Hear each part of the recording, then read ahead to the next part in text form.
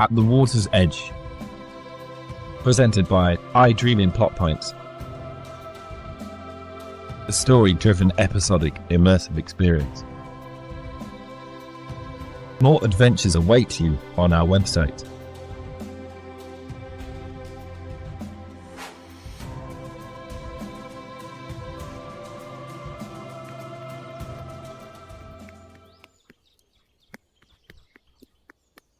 She ran as quickly as she could, her delicate feet paining at each pebble and twig that passed beneath her sensitive soles.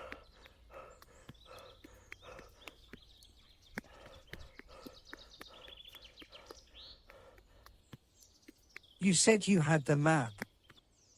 I don't need the map. Have it memorized, don't I? The two of you bicker like old women. We take a left at the hallowed tree. There's nothing but trees all around us.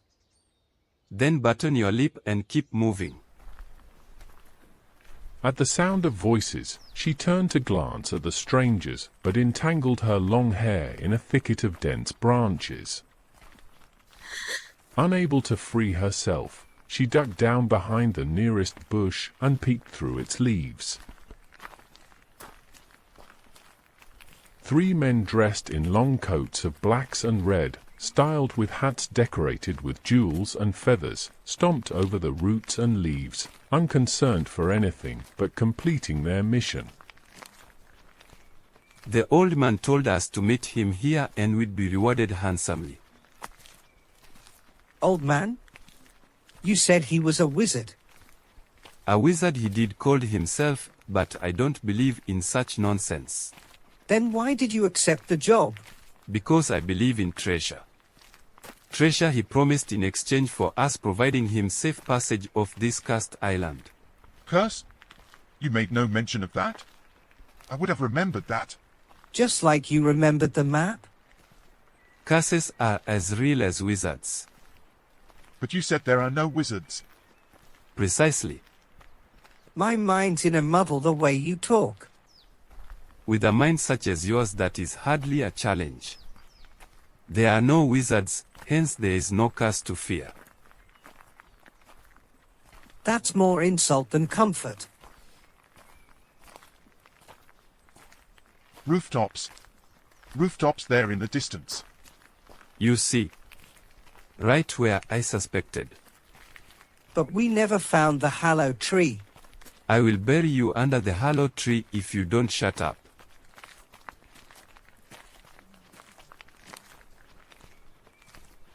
The trio faded into the distance and Maya crept silently behind them. Stubborn twigs lodged in her lengthy locks, lurking behind trees, fearful of what they might do should they find her recently abandoned traveling companion. What a mess. I've seen tidier slaughterhouses than this sty. You will look pathetic too after being scorched by dragon fire. Scorched by dragon fire. Long ago, a madman proclaimed himself a king. He convinced people of equal soft-headedness to join his kingdom. There he surrounded them with a veritable zoo of monsters and creatures, the likes of which only thought to exist in fairy tales. But as in most stories, the beasts revolted and killed everyone and everything, with nothing remaining but the broken ruins you see before you. But if everyone was killed, how did the stories get told? Because the wizard was the only one to escape. You said wizards ain't real. You did say that. The old man. The old man is the wizard. Keep up. He said there's treasure stored up here and that's our only concern. I don't see no old man, but I do spot a well. Good. We shall have a drink in the meantime.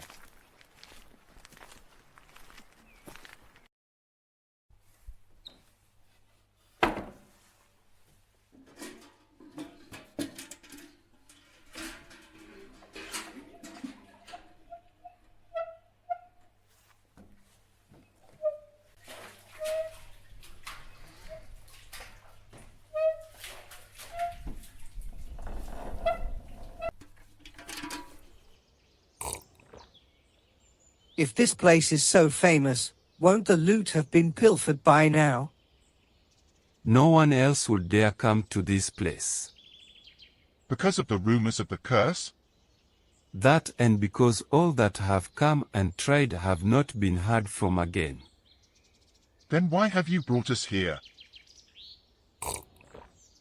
As long as we stick to the path and do not venture into the forest of darkness, we shall be spared. Forest of darkness? Spared from what? A great evil that lies just beyond.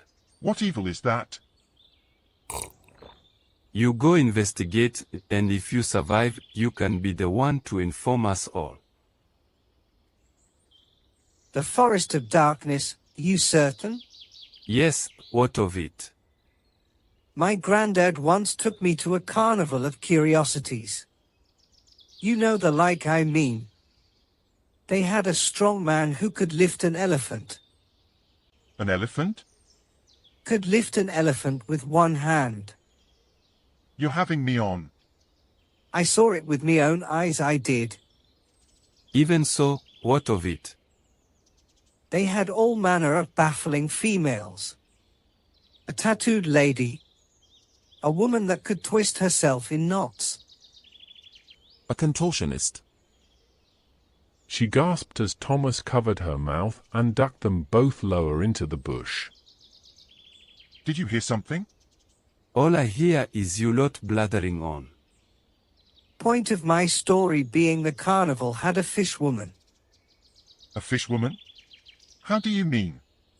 How do you think I mean? A woman that was a fish. Partially anyhow. How can one partially be a fish? Waist up all lady. Waist down, flippers and all. You're having us on, mate. I swear by Merlin's beard. Another fairy tale. Fishtail rather. Say what you will. But I know what I saw with me own peepers. What got you on this tall tale in the first place? Oh right. Well, the barker running the show shouted rather that the fishwoman had come to his possession by way of the Forest of Darkness. He said it in such an ominous way. Gave me the frights. I never forgot it. All that you remembered, but you've forgotten the creature is called a mermaid. Mermaid. Yes. That's it. I blame the rum. I blame your stupidity. What did she look like? Half maiden, half mackerel, of course. Come on, tell us. She was mostly skin and scales, hallowed and gaunt her face was. But she was a right side better than her sister. 2 mermaids. Not exactly. The other one was nothing but bones on display. You had to shell out an extra farthing to see those, and Grandad wasn't about to pay to gawk at a skeleton. There's that noise again. Quiet and listen.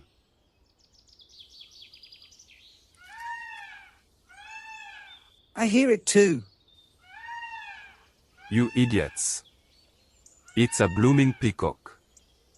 Look at that. Beautiful plumage.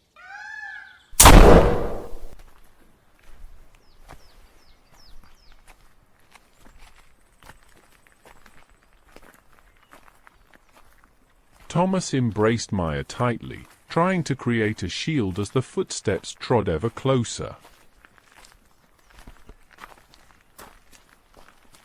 Won't you make a lovely hat? Don't make a sound. She sunk her teeth into his palm, covering her mouth. Just what were you planning, you stupid girl? My plan was to get away from you. Then why are you lurking? I wasn't lurking. I was watching the pirates. You wanted to make certain they finished me off, more like it. That's what you were going to do. Leave me to the pirates. Save yourself deserting me. I still might do just that. I'd be well justified after the stunt you pulled. That or a heavy thrashing. You said not to make a sound and now you won't shut your mouth. He shoved her to the ground, pinning his weight upon her. Sooner or later, you'll learn your place. It may as well be by my hand. What have we here? Grab him, boys. I will handle the bit of fluff.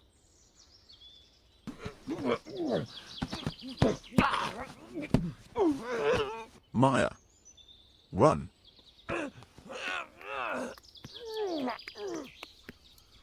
She took off to the sounds of her pounding heart and shouts of pain from Thomas.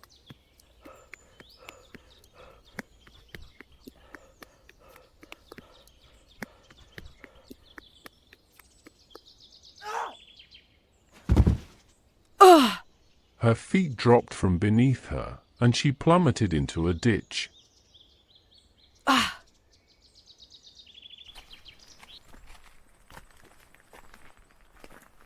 Scrumptious. Where are you, sweet little thing? Show yourself, won't you?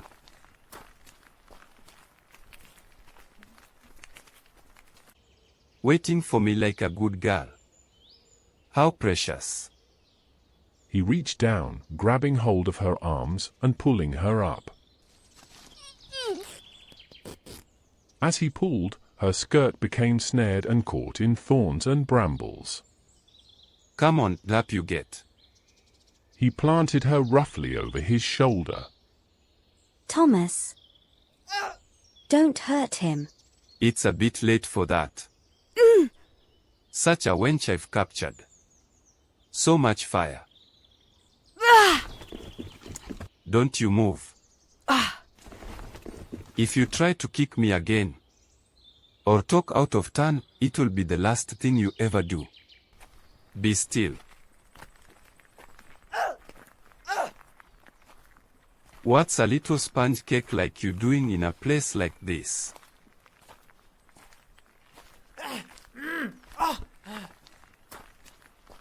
You have my permission to speak. You have nothing to say.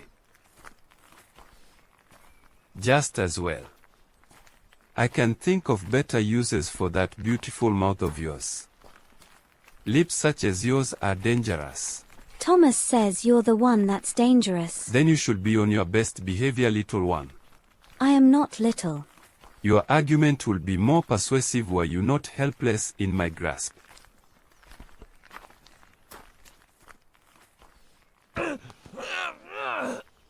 I see you've begun the fun without me. Let her go. You'll speak when spoken to. I told you to run. Only so far one can dash when dressed in yards of drapery. Your saucy's trumpet became tight-lipped when asked the purpose of your being here. What say you? We're on holiday. Would you care to try again? It's our wedding holiday. This is a waste of time. Clearly you are of no use. And judging by your rugged appearance and her formerly resplendent attire, I'd say she's the only one worth ransoming anyhow. Kill him. Leave him alone. How quickly you forget my rules. The pirate dropped her to the ground and she crawled to her blooded companion's side. If you're going to kill me, do it, but don't touch her. How very noble. Since the answers you've given thus far are lies. Answer truthfully now. What exactly is she to you? My salvation. Think she's a princess? Don't be daft. Lovely enough to be. Tie them up.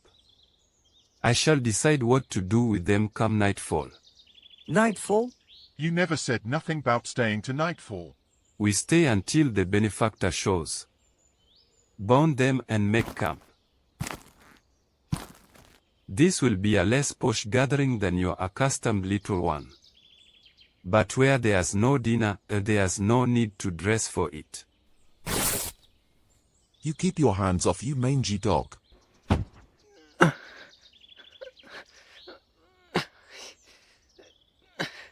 Watch your tongue, boy. I'm already regretting not running you through. Thomas spat blood and removed his shirt to cover her torn bodice. I'm scared. As you should. We're in so much trouble. They hurt you. It's nothing. What's a few loosened teeth and broken ribs? She threw her arms around him and he held her close. There. Darling, you're what's important. I'm not worth the bother. Perhaps they truly are on their honeymoon. Enough of the lover's lament. Shut it and get that fire going. What do you mean to do with us? Whatever I please. Fine. You win. I'll tell you the truth. Desperate to pacify the impatient pirate, Thomas quickly invented a story that Maya was indeed a princess. A princess to a secluded yet exceedingly wealthy kingdom. She was kidnapped by the old man, who planned to ransom her, and Thomas, a man in his employ, was designated to keep charge of her. That's quite the story. Is any of it true? Ask the princess. Princess. Maya, he is addressing you. Princess Maya. Yes. What of the old man? He knew magic. He gave me a potion. I see. I believe I can fill in the blanks. The old man poisoned you so you might be incapacitated in order to be absconded, and then it was to the high seas with you all. Enough said. But You have something to add. the old man is dead. Dead? It's true. On the journey to this land, the rest of the party died and only myself and Maya. Princess Maya survived the shipwreck. Marvelous. So we can go. No one goes anywhere until I get my bounty. You cannot get treasure from a dead man. The treasure is over there. Maya, Bags and bags of it. be quiet. No, princess, tell me everything. Doubloons. Diamonds. Diamonds? A bounty of riches all to myself. What of our share? What about your share?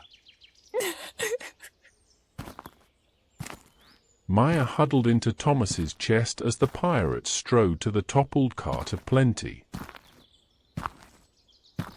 Bless my eyes. They really are diamonds. Take them and go. On your feet, boy. Quiet those screams and dry those eyes, your majesty. I just need a horse for my cat. Such a simple task for a young squire. Get a move on. I won't do it. Make yourself useful, or I shall delight in making use of her. All right, stop. I'll do whatever you ask. There's a good lad. You may start by collecting all the loot and returning them to the wagon. He stood and began tossing fallen bags onto the cart. If I might take your hand, milady. Just do as he says. She took the pirate's hand and he tucked her arm in his. An impressive display of riches. Pray tell, is there more to be found? These are all the diamonds, but the floor of the building is littered with doubloons. Most helpful when you want to be. You have no idea. It seems I may have eliminated my extra hands too hastily. Once you've gotten those sorted, you can show me this supposed golden floor. In the meantime, Your Highness, let us lighten the mood with a bit of entertainment. Tell me a story or sing me a song. Only if your wish is for an aching head. Is your singing that atrocious? Now I'm curious. I must hear it for myself. That's all the diamonds stowed and secured. Then you may begin bringing out the doubloons I was promised. Run along now. You said I was to show you. Yes, but you have proven yourself so adept at physical labor, I trust you can handle things without supervision.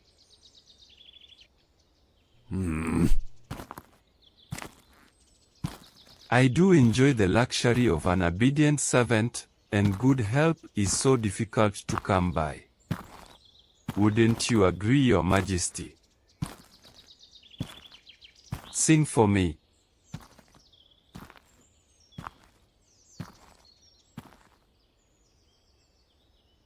Dear Princess, I understand you may not be accustomed to taking orders, but in the situation you currently find yourself, you'd do well to consider me your lord and master.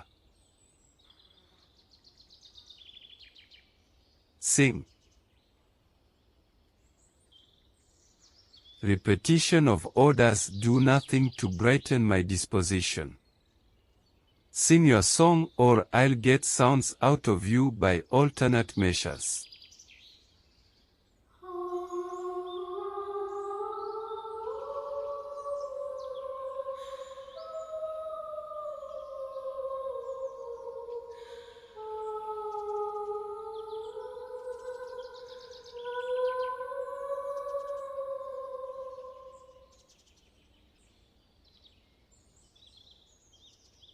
Do you know what I think? I think that a certain someone who is so concerned with your every movement and word. That spineless knave that grovelled before me, he is envious of your talent. And by the looks of you, I am certain you possess many more that are just aching to be discovered. I wonder if your kisses are as enchanting as your song.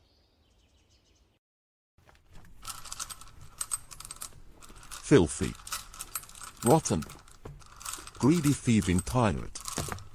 All I need is one chance, one slip up from him and I will tear... Maya. Thomas ran towards the screen. He found Maya collapsed on the ground crying.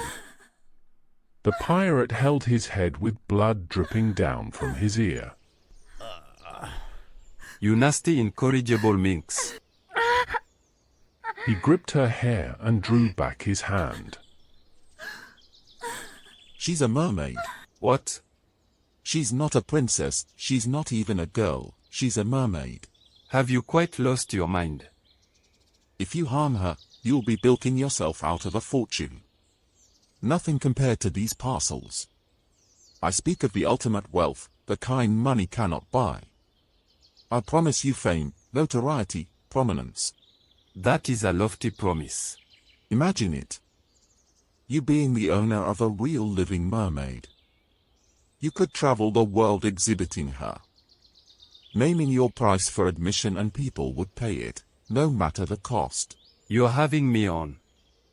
First you say she is your bunkmate, then she's a royal heir, and now I'm expected to believe she's a fish. I do not think you are capable of speaking truly. You are worthless and I think she equally worthless. Get her wet and see for yourself. I'm positive this is a trick, but I am perplexed as to how. Will you please unbind my wrists so I might hold her properly while you consider?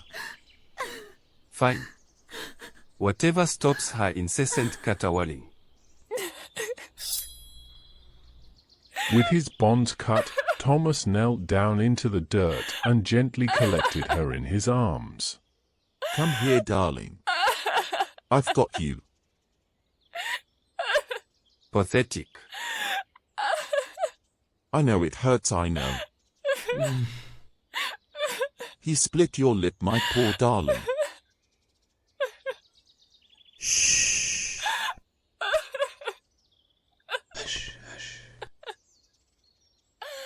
Quite the vivid picture you paint with your words.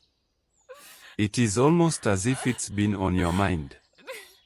Manifesting this plan of fame and fortune. Yes, it has been.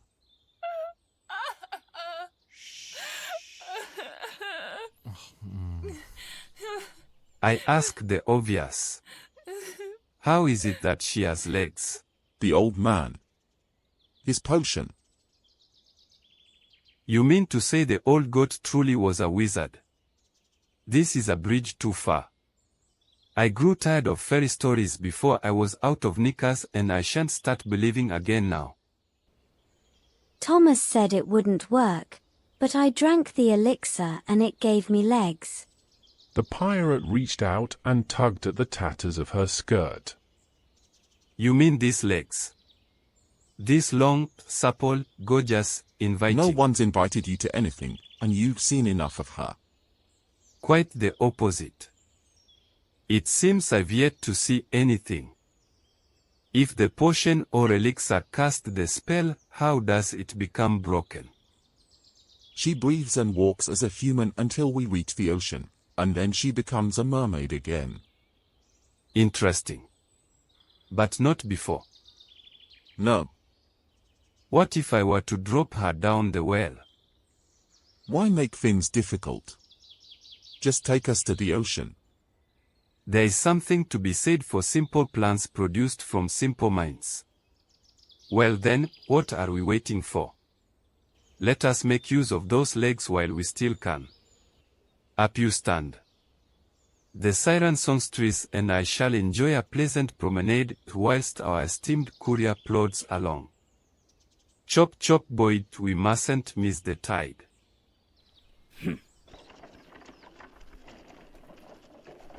Tell me, Highness, from what distant land do you hail?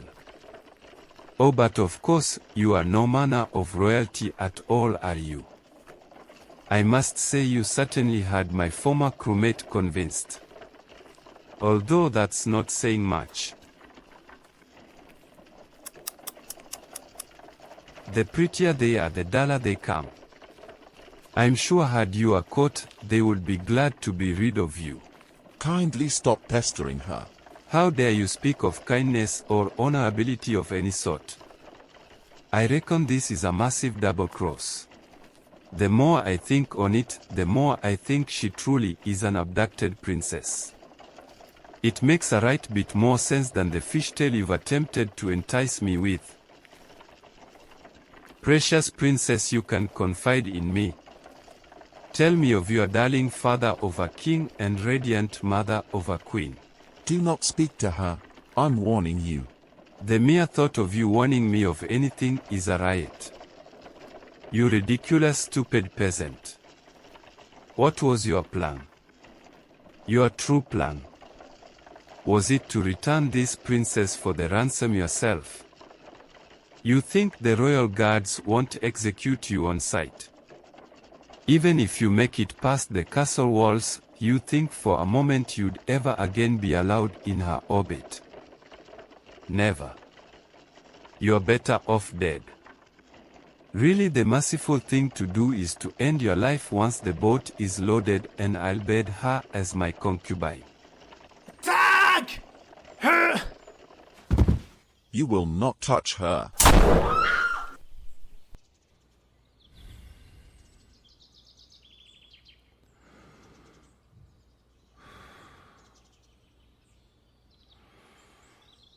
Thomas, what have you done?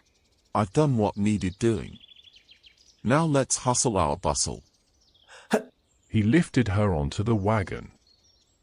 We'll ready the boat and sail with the tide. We've an ocean and new worlds to conquer.